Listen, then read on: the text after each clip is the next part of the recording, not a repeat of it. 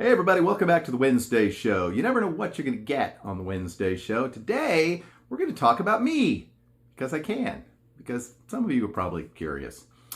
Just wanted to let you know, I did not do a podcast on Monday, so we're not going to talk about that today. We may try to do that next Monday. Just a lot of other stuff came up on Monday, and I did not have an opportunity to get to that. So the podcast is alive and well, at least for a few months. So there you go. Okay, so today I thought I would talk about myself. And by myself, I don't mean the illustrious character J.R. Swift. Duncan, not sponsored. Got to stay awake for these things. But me, John, the guy behind the guy behind the guy. Thought it might be kind of interesting to sort of revisit a little bit about my life, because not a lot of people really know where I came from or how I got to where I am here today, a famous YouTube celebrity, nearly on par with such greats as Mark Anderson and Andy Goodspeed. But hey, you know, it's been a long struggle to reach those heights. But yeah, that picture in the thumbnail is me. I'm not sure how old I am in this picture. I'm not very old. But yeah, so I was cute and stuff, I guess. I'm sure some of you will say that, but and God only knows what happened. I should say that was well over 50 years ago, sometime in the mid-60s, a few years after I was born, which was back in 1963, and I'm from Grand Island, Nebraska, which is if nothing else, it's the third largest sort of metropolitan area, if you want to call it that, in the state of Nebraska, after Omaha and Lincoln. But, and some might be surprised to hear this, I did not grow up in the city. I actually grew up on a farm. Dad was a farmer.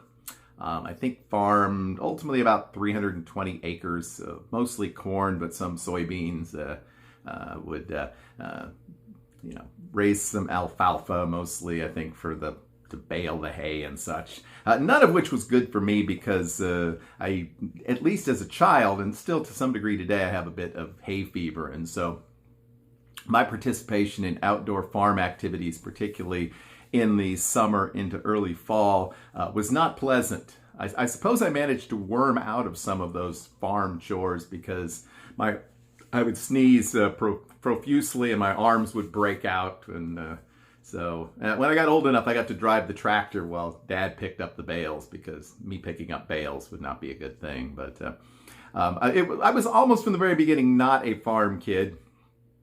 My aspirations were always to go to town so I could pick up some baseball cards or comic books or something meaningful like that. But I was also an only child, so living somewhat remotely from other people. My nearest neighbor was like a half a mile away.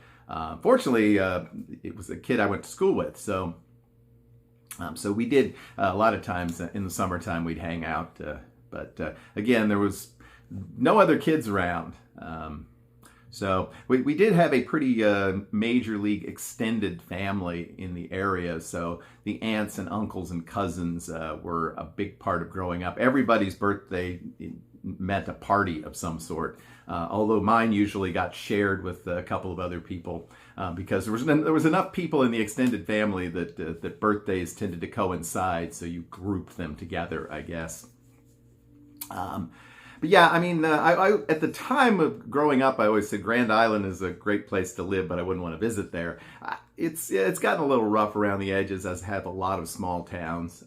But relatively speaking, I guess compared to a lot of small towns across Nebraska, it has a little more going for it in terms of some activities and so forth. They have the state fair there now, which is pretty exciting. I was a smart kid almost from the beginning. I know that will surprise some of you, but a lot of my brain cells have been killed in recent years.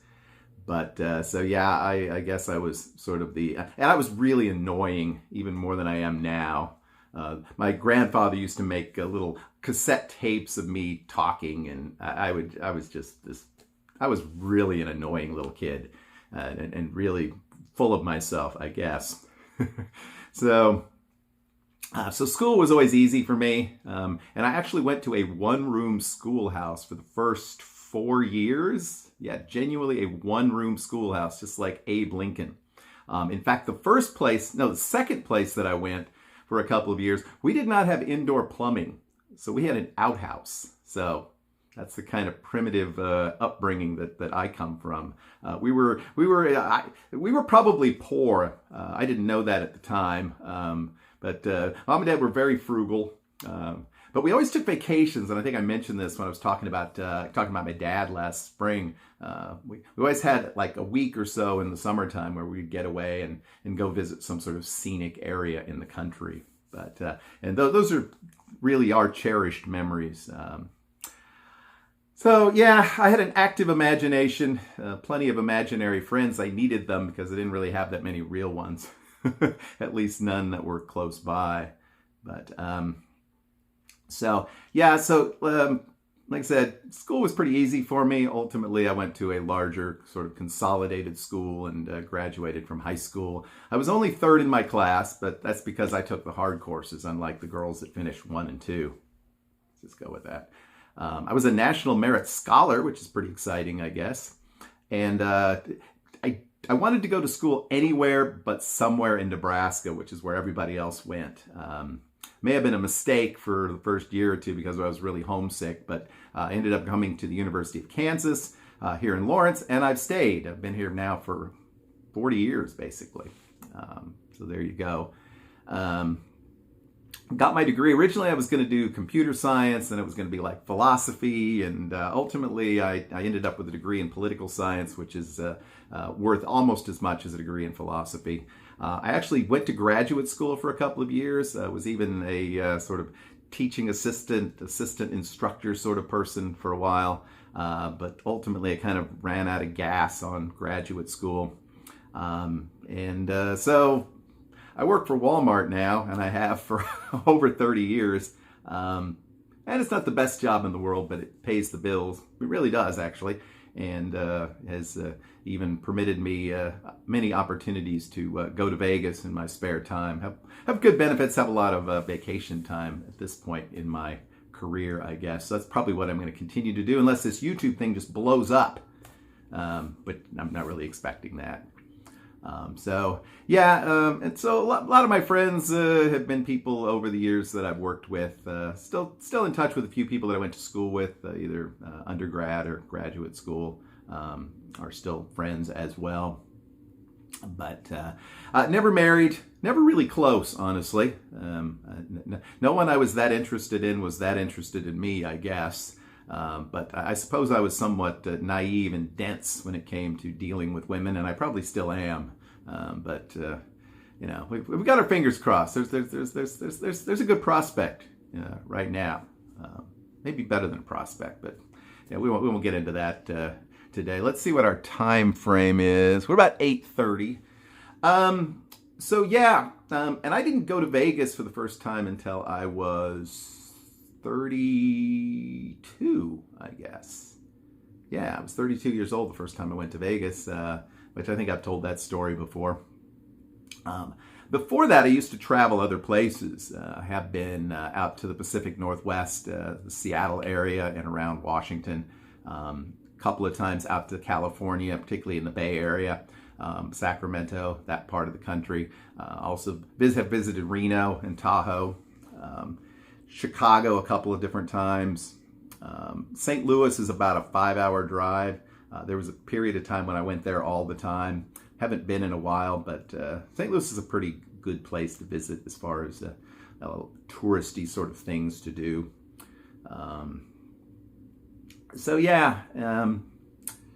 Have not spent very much time out on the East Coast. There are places that I'd like to visit out there, and I'd like to go to Europe someday. England, Ireland. My family is on my father's side is German, from the Schleswig-Holstein region, which is kind of right there by Denmark. In fact, I think our earliest ancestors, and I have a distant cousin that did some research on this, actually probably were from Denmark and sort of migrated into the German area. So I hope to do that someday. but who knows? So that's a little bit about me. Maybe we'll talk more if I can think of anything more to talk about next week. We will do a Vegas Weekly this week. We got some big news from Las Vegas that we'll talk about in some detail, and of course continue our strip walk. So I hope you'll tune in for that. And for those of you who sat through this entire self-indulgent spiel, I thank you for that. We certainly appreciate you.